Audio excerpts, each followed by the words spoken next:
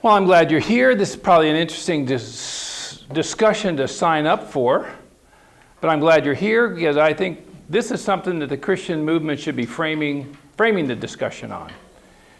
The forces of evil want to shout from the rooftops all about sex, and then as soon as the Christians speak up, they say, oh, that shouldn't be something that we should be talking about in church or in Christian circles. No, we should be leading the way. And so we want to talk openly and honestly about this whole subject of this wonderful gift that God has given us. But I think with so many couples, when you think of your intimate life and you were going to write a story about it, you might be tempted to want to use the opening lines of Charles Dickens' book, Tale of Two Cities. You know, it was the best of times, it was the worst of times. Because there's something about this part of our relationship that has a way of testing everything about our love story. And what it just makes sense because we bring this enormous passion center stage on this thing, and it's there with a bunch of colliding issues and expectations. But I'm going to suggest something right at the outset that might make you think that I've lost my mind. But I guess somebody needs to just, I think, state the obvious. That sex is the main reason you married the person you married. If you're a married person, sex is the reason you married him. You say, no, it isn't. No, it isn't. I mean, yeah, that's part of it, but that's not the reason I married him. Really? Well, what would you say is the reason you married him? And I'll just rattle off the standard answers I get. Well, we loved each other. I have all kinds of people I love. I don't want to marry them. Well, I mean, it's called friendship, if it's anything. We have all kinds of friends. Well, we had common interests. Those are called hobbies. I have a lot of different hobbies, but I don't want to be married to somebody. I don't have to be married to share a hobby with somebody. Well, we had common spiritual interests and passions. Those are called ministries. And missions, they don't require you to be married. Well, we wanted to commingle our assets, and those are called corporations, LLCs. They require a lot of paperwork, but a marriage license isn't one of them. The main reason we got married was for this dimension, to be able to be added into it. And you know, case in point is if you got married, you had your little ceremony, and then you had a little party with your friends. When it was all over, where did you go? What did you do? I think most likely you didn't go to a bank and open his and her credit cards, or maybe sign up for a cruise or something. You went to a hotel and had sex. Everybody knew you were going. You know, they weren't freaking out about it. You're married now. That's what you do. See, sex is supposed to be a very important and high priority of a relationship, of a marriage relationship. And when I say that, I'm not talking about frequency. I'm just talking about priority and the emphasis we place on it.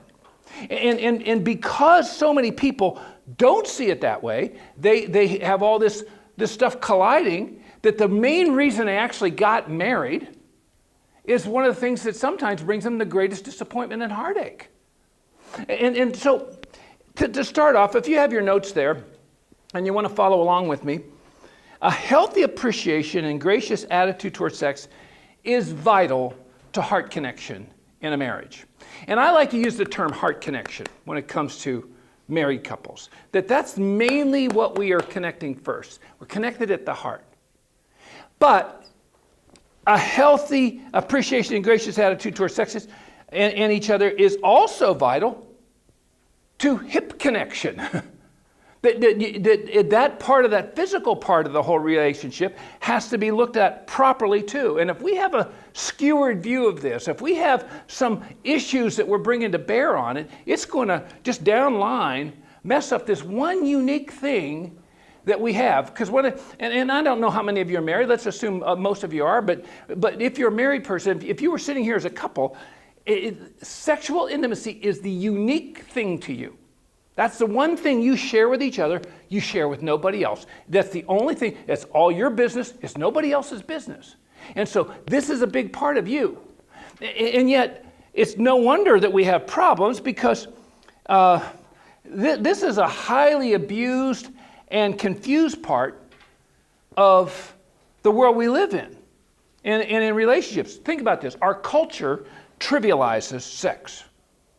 In fact, it's all about sexless love. Loveless sex. It's all about loveless sex. Hookups, one-night stands, people you just meet and you don't even know who they are. And our culture promotes that. And then Hollywood panders to it, to sex. Obviously, the pornographers capitalize on it. But there are some Christian circles that marginalize sex. They're more about sexless love. They're thinking there's something that makes love better if this isn't that big of a part of it. And I'm thinking, you haven't read the Bible. I mean, God set aside an entire book of the Bible about this, an entire book, not to mention all the other ways that he weighed in on it. And then too many people, I think, worship sex, which is another mistake that you make. And so we need to get beyond that. This is why we need God's grace center stage in our life. We need his grace center stage. Because we all, in our marriage, we're trying to write a love story. But here's the thing about love. Every human being has the capacity to love somebody, because we're image bearers. We're made in God's image, and God is love. And so we all have the capacity to love somebody. Even if we don't even know God or want nothing to do with God, we can love. But here's the thing about human love.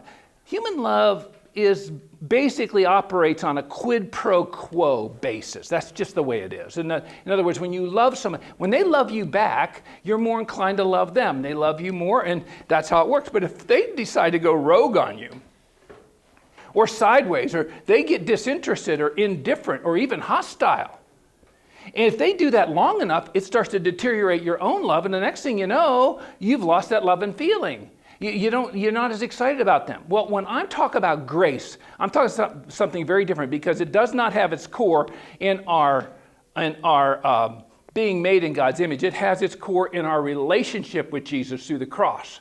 That's the grace I'm talking about, a grace that emanates straight through from the heart of the gospel. In our book, we wrote a book called Grace-Filled Marriage, and in there, we showed that because we bring flawed love to the game, many times it shows itself in three very unique ways, and there's probably more ways we could have shown it, but in these lenses over here, they kind of represent that. The first lens there is the me lens.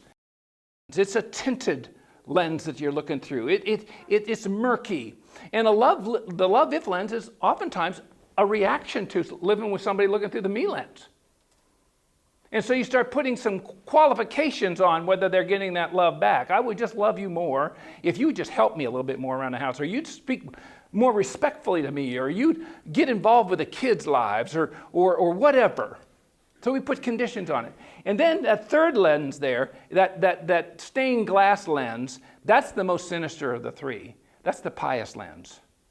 And that's where we use the Bible to try and manipulate and control and go after our spouse and guilt them into what we want. These are very standard. Darcy and I, when we got married, we packed all three of these lenses with us. And we weren't bad people.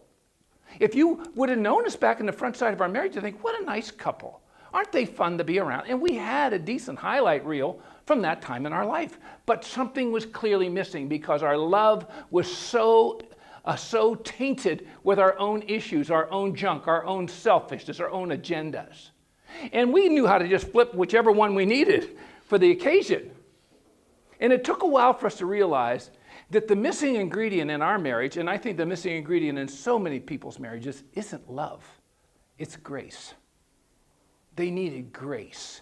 And when we let the grace that God showed us on the cross become more the driving feature of our relationship, and I can define grace-filled marriage in one sentence. It's just treat your spouse the way God treats his spouse. Well, we know who his spouse is in the Bible. It's the church. What did he do for the church? For starters, just to show them how much he cared. He died for them. He died for them. Now, if we had some time, it would be fun to kind of go around as a couple and just say, tell about your how you got proposed to, or how you proposed to your wife or whatever. And it's kind of fun how people work hard to come up with something really maybe special or romantic, or they bring a bunch, put it up in the Jumbotron and all the goofy stuff. There's a lot of places we might go to do that. But one place I think would be a lousy place to ask somebody to marry you is at a public execution. There's just something about that setting that doesn't seem to lend itself to asking somebody to marry you. But that's exactly where Jesus went, to ask for your hand and my hand in marriage, isn't it? He didn't get to use gold. They had steel that they put through his hands and his feet. He didn't get to be surrounded by the friends like we would prefer. All of his friends had ran for cover, and all he had is a bunch of people insulting him. But that was the dowry price, to have a love relationship with us, and he was willing to pay it. And when we let that kind of grace become the defining feature of our relationship, things change radically. There's a lot of ways to define grace. I like to just say grace is giving people something they desperately need, but don't necessarily deserve. Which brings us back to this whole discussion of sexual intimacy.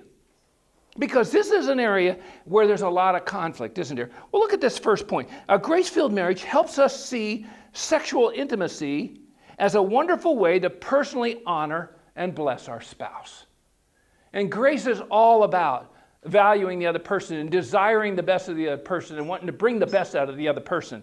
And so grace-filled marriage sees sexual intimacy as this wonderful way to personally honor and bless our spouse. Because God's grace, look at this, is selfless. It's outwardly focused, and it's consistently desiring the other person's best interest. I think if I were to kind of try and illustrate this, bear with me. I'm trying my best here on a difficult subject. I think that when it comes to the sexual union between a man and a woman, there's two basic features that are in play. Obviously, the heart. That love, that emotional connection. And then let's call this party central. Where those bodies hook up. This is party central. Now, it's not uncommon in a marriage for one person in that wedding picture to be more interested in this and the other interested in this. And let's just say traditionally, it could be other way around, but often the wife is very interested in this connection at the heart. And the husband's very interested in this connection at the hip, right? Okay, ladies, pay very close attention, please.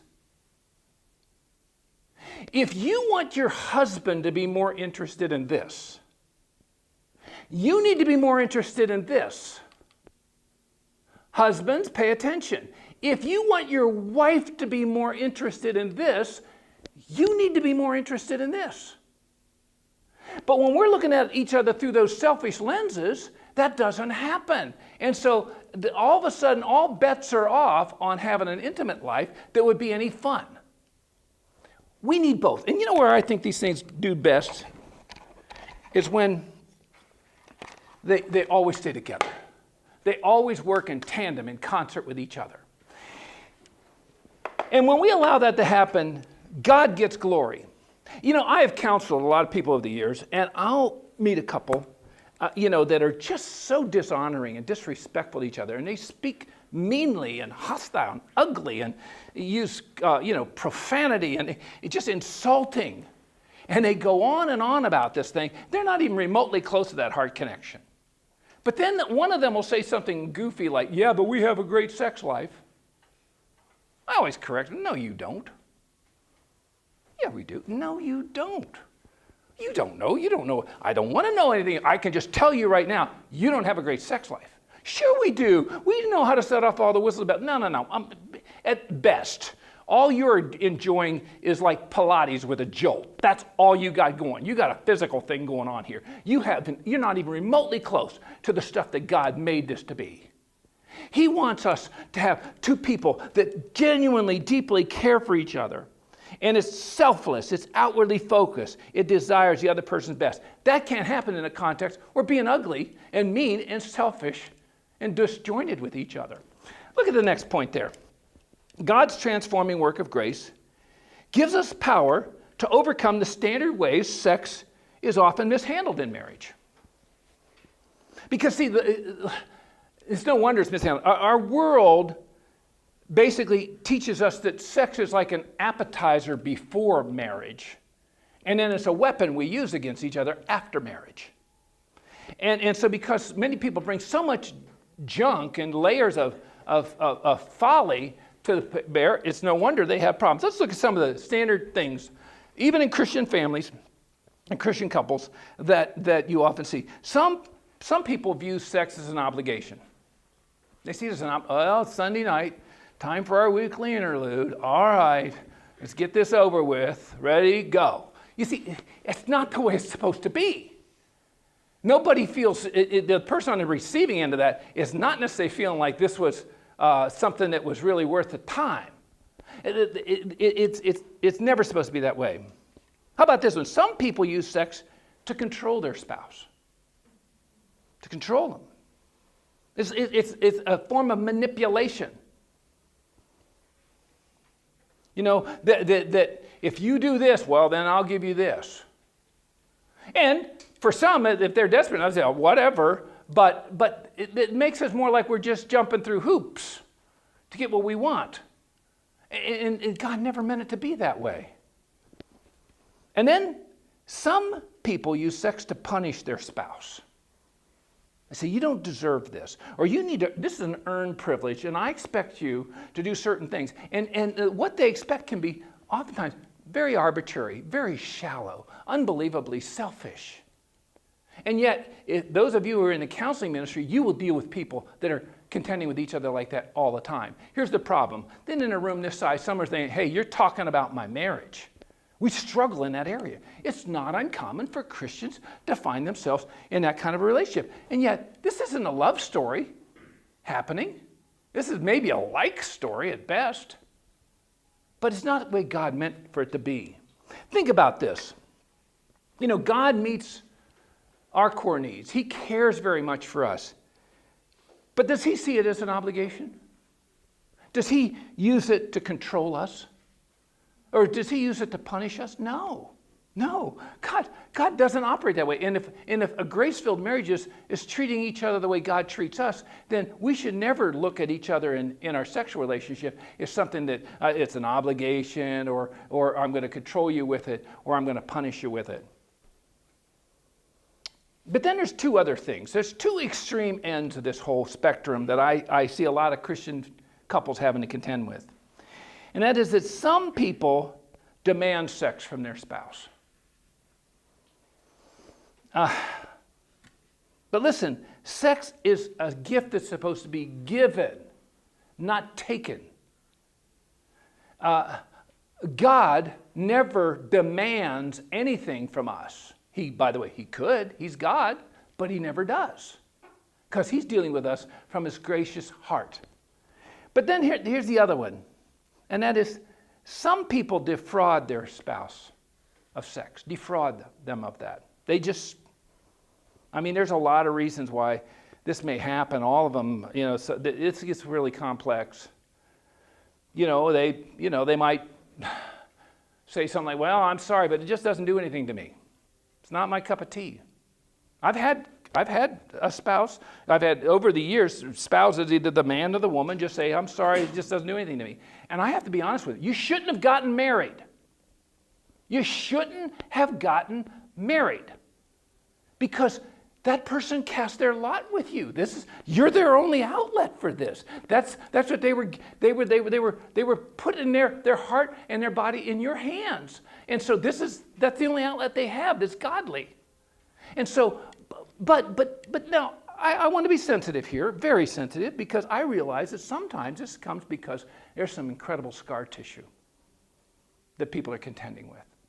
And I don't want to in any way trivialize or marginalize the severity of some of the things that people contend with that haunt their bed.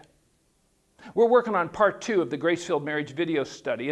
And one of the, we did part 1 of the video study and all, but we're recording part 2 this summer. And one of the sessions is called Ghosts in Our Bed.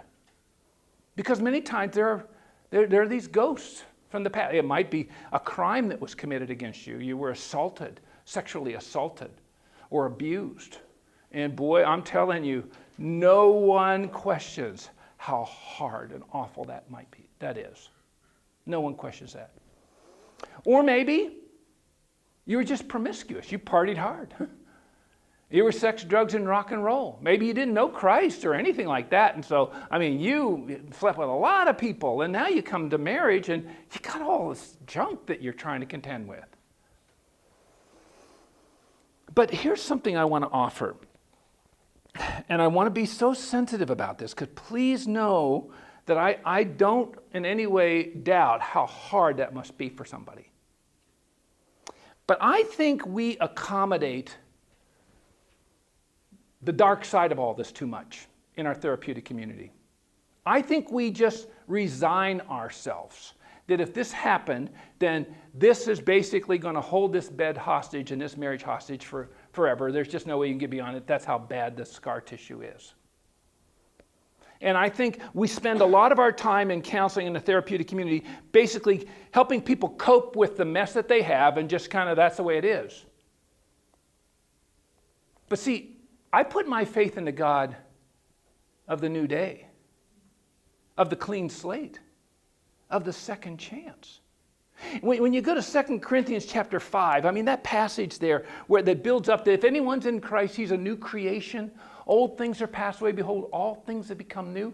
You got to look at that bigger passage there. He's talking about that Jesus, through his death and resurrection, he did all this not just to save us from our sins, but to rescue us from our sins and our mess, and to get us beyond that. And by the way, I know this can happen because I've seen this happen in a lot of couples' lives over the years where they really had unbelievable scar tissue on them from awful things. And yet God gave them the ability to have complete freedom with each other in their marital bed and move beyond that. I have a friend, a pastor, in Anchorage, Alaska, and he has this wonderful message he does. And he talks about how God can turn our scars into sacred scars, where he can actually help us.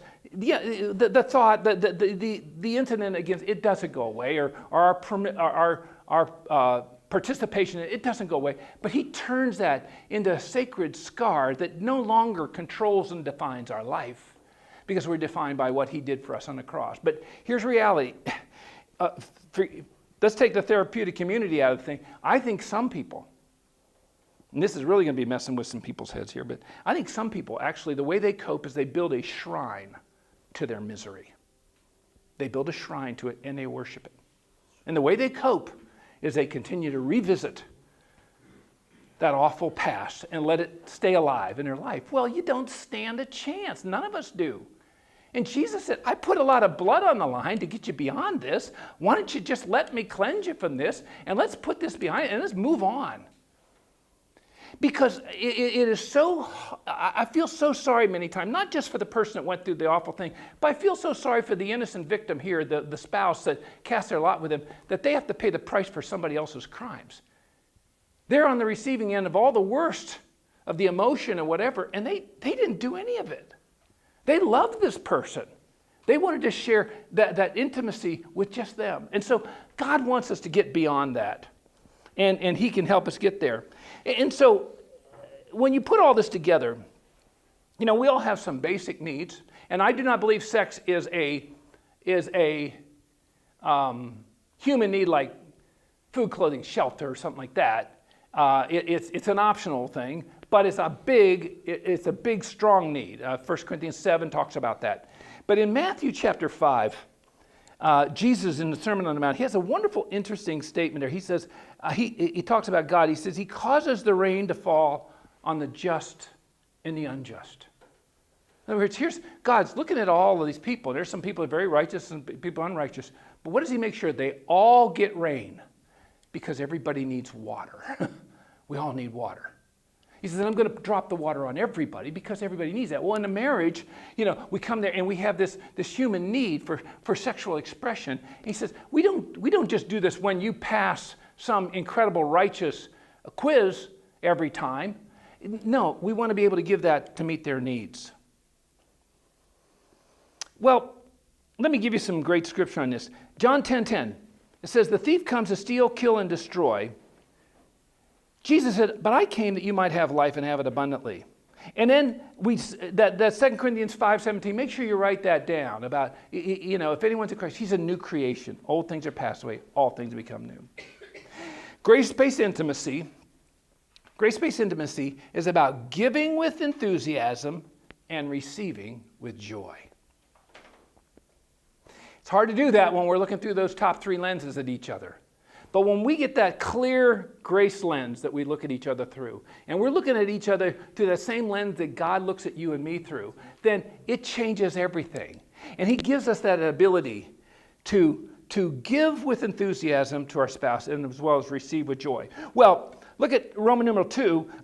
A grace-filled marriage helps us have a kinder and more understanding view of our spouse's wiring when it comes to sex. This is very important because the fact is, we are unbelievably different people when we get married. You might think you're clones of each other before you get married, and then you get married, you realize, wow, are we so different?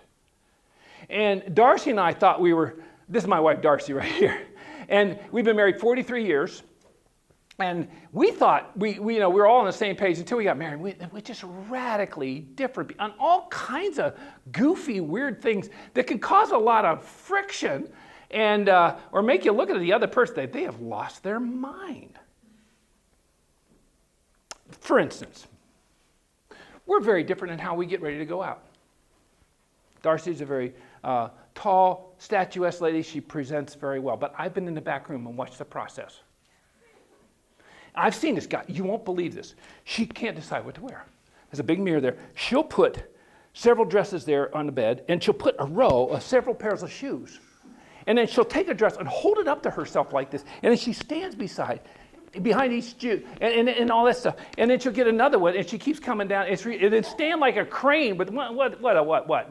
But you should see how Tim gets dressed. He's down in the hamper, rifling through shirts, smelling them. What? To see if he can put on a sweater, and you're ready. What, guys, can I get a witness? That makes total sense. See, we're different people. And yet, in the process, God calls us together as a team to make this a wonderful dimension of our life. Well, and everything about our differences can affect our intimate life and cause conflict. Think about it. Some husbands won't talk. Some wives won't stop talking. Most husbands can't remember something that happened just 10 minutes ago. And a wife can remember things that happened 10 years ago. And excruciating. You know that last year was the first year they had a female official in an American football game. She threw a flag on a guy that was offsides 3 years ago, but he didn't get caught. She just, well, I'm going to get you on that. I mean, it's just weird. We have to deal with this. Sometimes a wife's idea of a romantic evening is just, snuggle and hold each other. A husband's idea of a romantic evening is his wife in a pair of cowboy boots.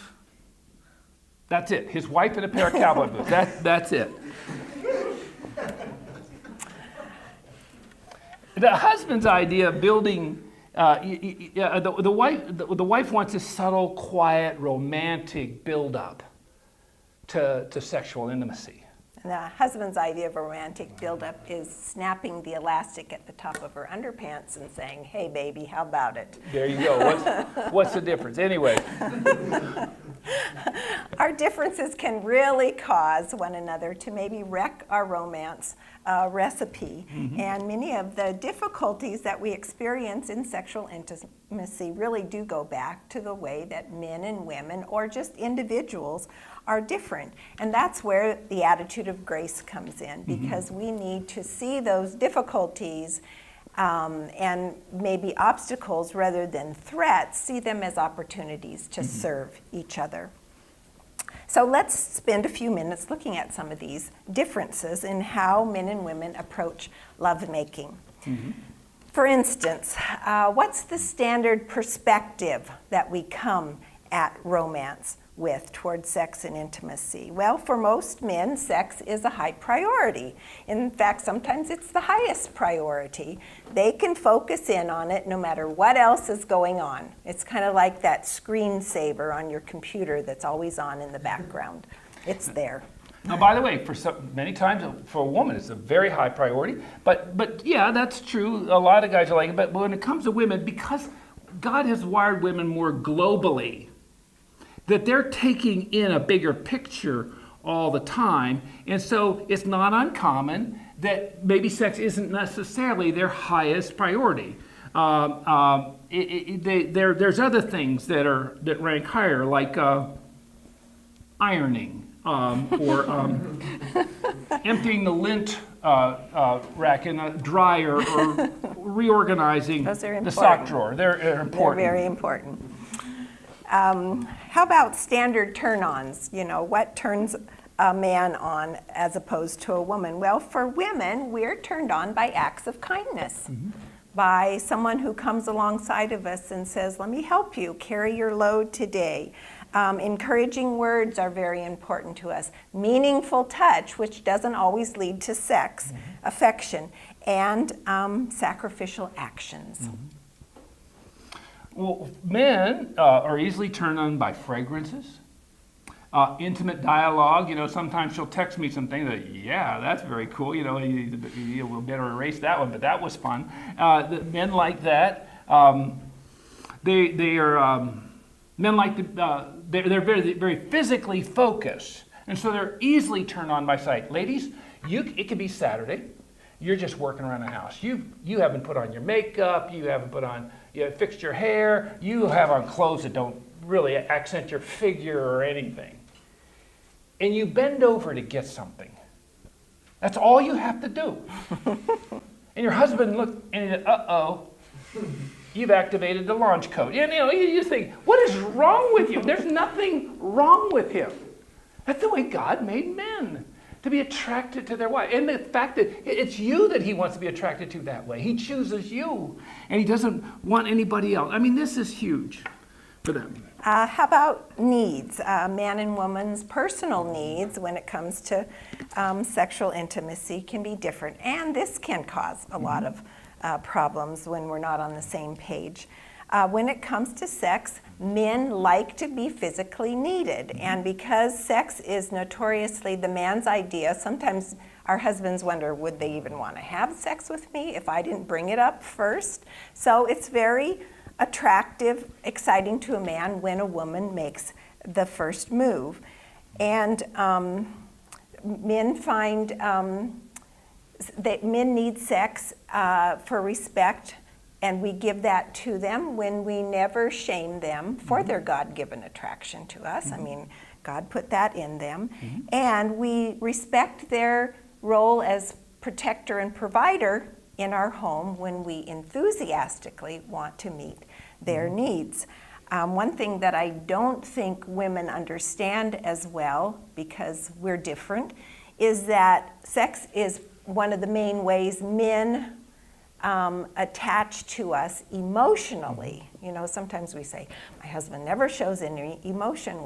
Well, God made them to be emotionally attached to us as a result of sex. And as Tim said, if this isn't how your relationship is, as far as the men being the one who usually has sex on his mind more than the woman, it doesn't mean that there's something wrong with you as the wife or there's something wrong with him as a husband. It's just one of the uniquenesses of your relationship, and it's okay.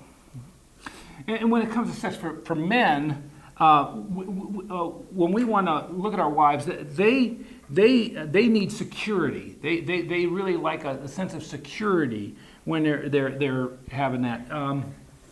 It's why they want to make the doors locked. You know, you gave the kids the medicine that knocks them out for a couple of days, that kind of thing. And women like to be emotionally needed too. And once again, ladies, this is where a standard husband really connects to your heart, is in this level. They really feel emotionally connected there. And another thing that, guys, a woman needs when it comes to sex is she needs time. She needs time to respond. She doesn't respond the way we do. So when you say something like to your wife, say, hey, honey, you want to have sex right now? Right now? Yeah. We're getting ready to go out. Yeah. Our friends are waiting in the family room. Yeah. We said we'd be out in 5 minutes. I mean, once again, she doesn't respond that way. She needs more time. But once you understand that, things change. And how about how we do respond when it comes to sex? Men can respond in just about any context, anywhere, anytime. They're very quick to excite and almost impossible to distract. True story. Why would I not tell you anything but but when you hear it, you think, this is nutty. It couldn't have happened. And it was of a pastor in Central California, which will explain a lot.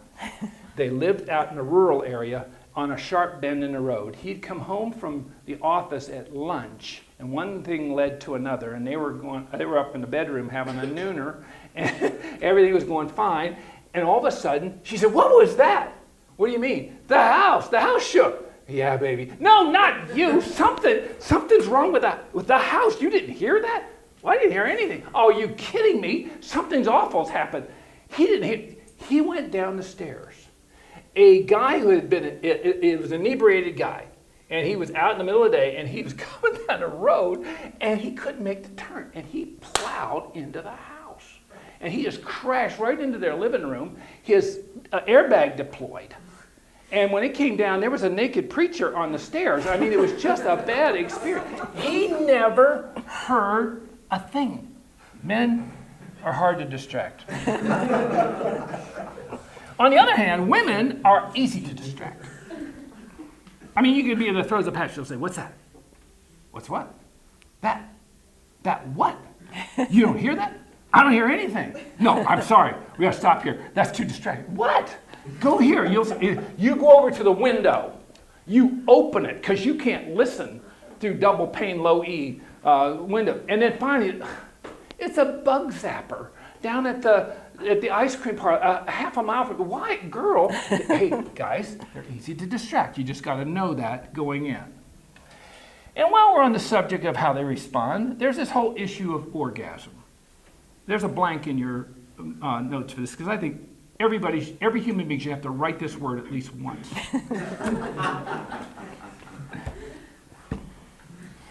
It's interesting how you can be out at a restaurant. You can be talking about anything you want. Just talk about anything you want. Just throw this word into the middle of the conversation. Just say orgasm. Just say it. And watch everything change. I mean, it's amazing. Total strangers come up that are filling your water. The chef's coming out checking on you. There's just something about that subject that gets a crowd. Anyway, but it's very different when it comes to the average man takes 2.3 minutes to get there. 2.3 minutes. The average woman takes 13 minutes to get there. 13 minutes. I could read a novel in 13 minutes. I mean, gee, it's just nuts. Sometimes that could be your alternative.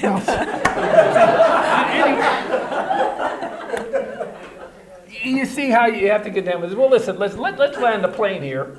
Let's land the plane. We've looked at some of the standard ways that couples kind of mishandle this thing. And then we looked at standard ways that we are very different, but how we kind of respond and all that stuff. But as we land a plane, let's look at this last point. That a grace-filled marriage helps us maintain, look at this, a holy desire for our spouse that takes delight in both being needed and in meeting their needs. Talk about grace played out in a sentence. We maintain a holy desire that takes delight in both being needed and meeting their needs. Darcy, share the scripture with them.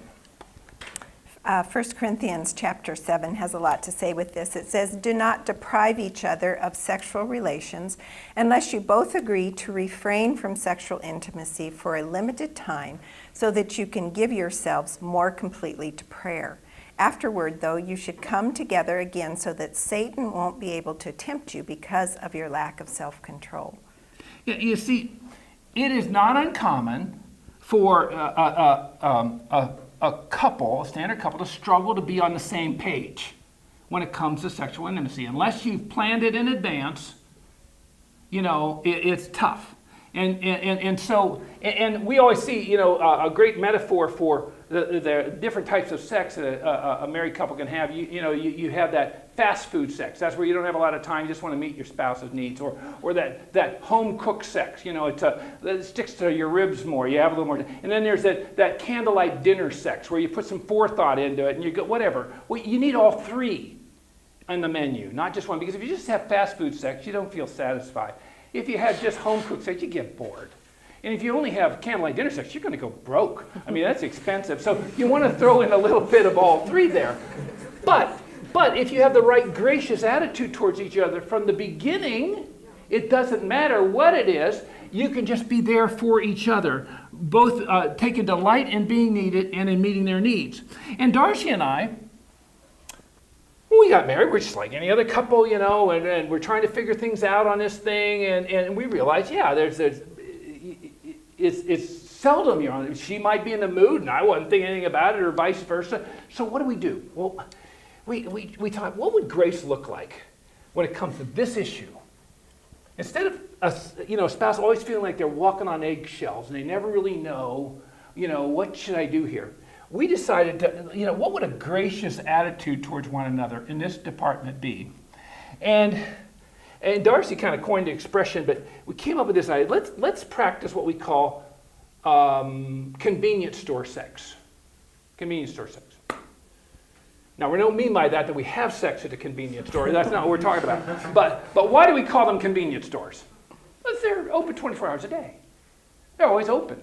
You find out you're having company for breakfast and you don't have any eggs, so you run down there at 4 o'clock in the morning, or the baby gets sick and you need some medicine. You get down there at one of them. It's always there. We just say, let's just be available. If somebody has a need, you don't have to feel uncomfortable, apologetic, whatever. Now, in saying that, please make sure you're hearing what I say. I am not giving any permission, not a quarter of a centimeter permission to a sex addict to take advantage of that. Sexual addiction is, there's no grace involved in that. That's just abusing and taking advantage of somebody. I'm not that. Nor would I say that we don't take into consideration the obvious. Obviously, we can tell when one another's really tired, or there's other things that are, we understood all that stuff. But in the big dance of our love story, we just wanted to say, let's just have this attitude. We're always there for each other. You don't have to feel guilty. You don't have to feel ashamed. You don't have to feel whatever. You're just there for each other. And it may not be able to where both climax. It may not be that, but just there for each other. And so for her, it makes it so much easier. It's very different than what most couples do. And I'm not saying we got there because there's something great about us. We're as messed up as anybody else is. But we gave our hearts to a God of grace, a God who is always there for us. He always cares. He takes delight in meeting our needs. And obviously he loves being needed by us too. And then another thing is, a grace-filled marriage gives our marriage enormous protection, and incredible protection and security in the midst of a sexually contaminated culture. Because listen, we live in a pornographic world. Porn is, you don't have to go looking for it. It finds you. It's just coming at you all the time. And so we want to make sure that we're meeting each other's needs, because there's all kinds of relational temptation out there. And there's pornography for men, obviously, the photographic pornography, but women have pornography too, and they've always had pornography, but it's all done in the fantasy world, and books that build up a scenario with somebody else, and like the 50 Shades of Zip Ties or whatever they're reading that kind of gets the best of them. And so we don't want that to happen. And when sexual intimacy is a healthy part of a marriage, it keeps the spouse from having to go around sexually hungry in a world filled with all kinds of sexual junk food. Because it's everywhere. But we don't want to go around sexually hungry. And so that's what we just felt for each other. A gift we can give to each other is neither one of us want to go around longing and sexually hungry. What I do for a living is I travel. I'm an itinerant speaker. Apparently, God doesn't trust me with a church much longer than a weekend, but I go out and speak on marriage and family and things like that. And when I first started, I was speaking to young people. And so I had to travel a lot. And we had a couple of kids, and I went to an event where most events I go to, I'm the only speaker. But sometimes it's kind of like this, where you go and there's a lot of speakers, and not only are you doing some speaking, but you get to sit and enjoy and listen to other people, and those are a lot of fun. And I went to one, and in this particular one, there was a couple guys that were, they were just kind of the kingpins in youth speakers. They were top of the line and very impressive. And well, in the process, one of them, I met him and he befriended me, and then he had another guy that was a very good friend of his. They'd been longtime friends. They were going to dinner. They invited me to go to dinner with them. And I thought, how cool, this is great. So, and like I said, they'd been old friends, and so I'm there, and I'm more just kind of sitting there listening to them, and they're visiting, getting caught up and everything. But in the process of talking about their world and their family, it turned out that their marriages were under enormous stress. And, it was just really hard on them, and their relationship with their spouses was rough. And because they each knew each other's spouse, it was just tough. And I felt so sorry for them and hurting for them. And then in the process of them talking, they were just talking about, they're in a sexual desert right now. I mean, it's just not a part of their relationship with their wives right now. And it was very difficult. Well, then they went to some other subjects. Then during dessert, one was saying, I was checking into a hotel one time, and this gal was checking in, and she started visiting with me, and we're walking to the elevator, and then she wanted to see if I wanted to have, and it was just obvious that she was coming on. It was everything I could do to resist her. And the other guy said, well, I was in an elevator, and this gal came on. And then they started going back and forth all these times that women came on strong to them, and it was all they could do to resist it. Well, I was thinking about this, and so I flew home a day later, and I was thinking about this, and I came in, and I didn't tell Darcy who the guys were, because that wasn't her business. But I explained the scenario that I met a couple of guys, and they were really struggling and so forth. And they had I said, Darcy, I must have dork written all over me. Because in all these years, I've never once had a woman come on to me. Not once. And this is what I told him. Yeah. I told him that he had a red light glowing inside of him, and women pick up on that, but the other guys must have had a green or at least a yellow light glowing. Traffic lights, green, yellow, red. They must have somehow communicated that they were The women could tell hungry. They were hungry, they were needy. And she says, you're not hungry. I want to make sure you're never hungry on that. And it just changes everything. It gives us so much protection. Share that. Once again, in 1 Corinthians chapter 7, it says, the husband should fulfill his wife's sexual needs, and the wife should fulfill her husband's needs. The wife gives authority over her body to her husband, and the husband gives authority over his body to his wife. So that's all we're talking about here, is that when grace is understood, you see that this dimension of our life, which is a perfectly legitimate part of our relationship, we just say, no, we want this to be a gift. We want this to be a vital part of our relationship. And by the way, obviously we understand that there are times in your life when that may not be part of it. One is ill, or pregnancies, the end of it, the beginning of it. Maybe aging causes some problems. We understand all that stuff. Deployment if you're in the military. But for the most part, if you're there, this can be a really healthy, fun thing that you two just share with each other.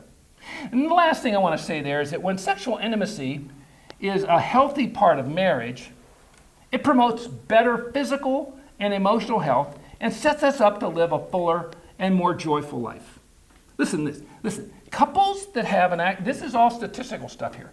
Couples that have an active and robust sexual life, they're more likely to sleep better, to have healthier hearts, not to get sick as much, have healthier looking skin, actually look younger, and live longer. I'm 93. she's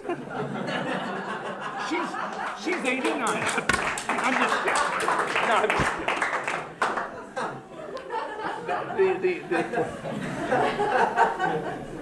We're messing with you. But you see the point. God's grace wants to do a wonderful work in this very vital part of our married life. My heart breaks. It just breaks. For how many of my Christian couple friends that this is an area of heartbreak to them, heart hurt, disappointment, and discouragement. It doesn't need to be. Now, obviously, this can't just happen overnight, but when two people just sit down and say, let's just make that commitment to love each other, to care for each other, and work through. Obviously, if felonies have happened against the covenant, somebody was unfaithful, you got a lot of junk to work through if you're gonna get through that. We understand that, but most of the stuff, it's just that misdemeanor junk that we all do in any marriage, and we want to get beyond that so God can do something great and wonderful for you.